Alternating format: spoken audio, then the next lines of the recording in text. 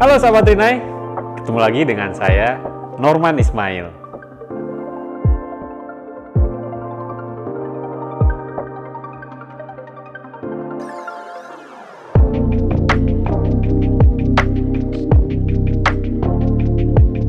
Restoran mewah, sebetulnya sih definisi restoran mewah itu berbeda-beda bagi setiap pribadi.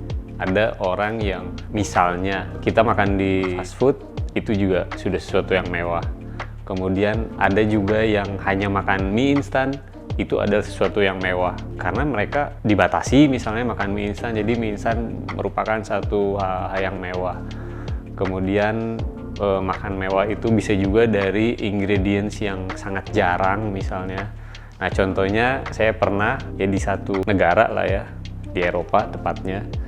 Jadi itu saya makan tempatnya biasa, nggak terlalu besar, humble gitu restorannya. Tapi ketika masuk kita baru merasakan ambience dari kemewahannya, terlihat dari furniturnya. Dan yang sangat berkesan buat saya waktu itu ya, saya makan, menurut saya definisi mewah menurut saya adalah mereka menggunakan ingredients yang benar-benar pure, yang benar-benar segar, menggunakannya itu secara generous banget. Jadi kayak wow. Sementara kita untuk mendapatkan satu ingredients itu kan sangat-sangat terbatas ya. Dimasak dengan sempurna, tekniknya yang sempurna, penyajiannya yang sempurna, itu tentunya akan sangat-sangat berkesan di saya. Jadi kalau makanan yang mewah dan berkesan menurut saya itu, saya selalu melihatnya dari sisi bahan makanannya itu sendiri.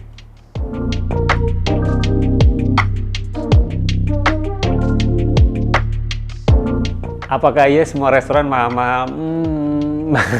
Sama ya, kayak saya disuruh menilai restoran mahal itu seperti apa. Karena sudut pandang orang pasti beda-beda berdasarkan kemampuan ekonomi masing-masing ya kan. Ada orang yang beranggapan makan di mall itu sudah mahal.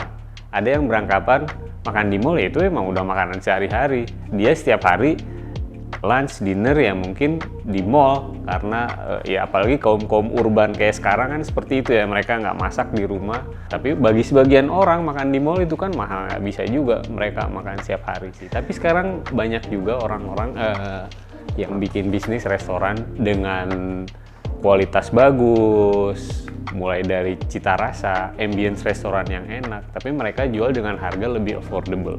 Saya nggak mau bilang murah, kayaknya affordable tuh lebih apa ya, lebih bisa diterima orang banyak mungkin ya. Kalau murah ya kan nggak semua orang bisa bilang itu murah ya.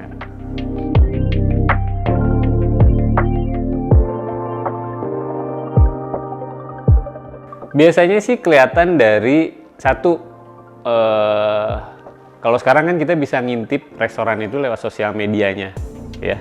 Kelihatan dari satu, bagaimana cara mereka men-treat sosial medianya mereka. Itu kelihatan sekali. Ini restoran ada di kelas A, kelas B, atau kelas C. Kemudian kita juga bisa menilai dari line up menu yang mereka jual.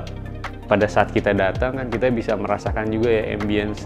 Oh ini restorannya fine dining. Biasanya kalau fine dining gitu kan kita datang setupnya udah minimal, udah kelihatan lah, udah elaborate gitu. Dan biasanya pada saat kita datang itu langsung dikasih welcome bread atau hal-hal kayak gitu. Jadi dari situ juga udah bisa kelihatan.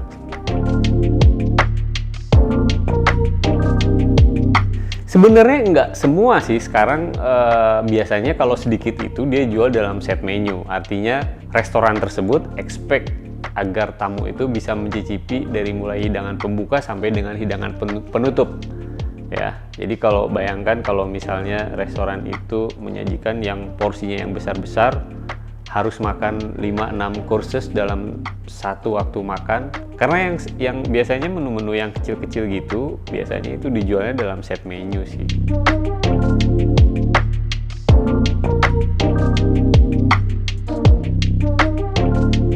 Ya, kayak masakan mahal, misalnya pakai truffle misalnya. Truffle-nya dibikin apa? Dibikin salah satu jenis masakan. Kan nggak mungkin si restoran itu ngasih truffle-nya ngasih banyak, kecuali si restoran itu ngasih harga jualnya yang sangat fantastis. Tapi kan setiap restoran juga pasti akan berstrategi gimana caranya tamu ini willing to spend the money. Ya mereka mau gitu loh spending uang untuk beli, untuk nyicipin. Tapi kalau misalnya kita langsung jual di harga yang fantastis karena porsinya juga fantastis, agak meragukan sih.